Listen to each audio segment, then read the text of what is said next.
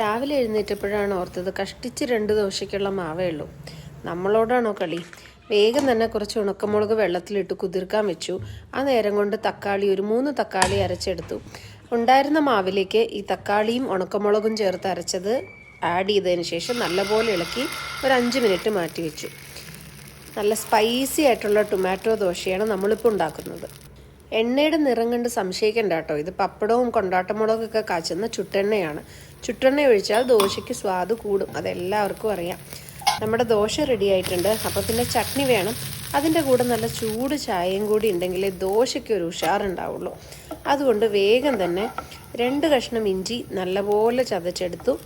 അതിനുശേഷം ചായ ഉണ്ടാക്കാനായിട്ട് പുറപ്പെട്ടു. ചെറിയ കുട്ടികളുണ്ടെങ്കിൽ അവരെ ടൊമാറ്റോ കഴിപ്പിക്കാനായിട്ട് ഈ വിദ്യ പ്രയോഗിക്കാം.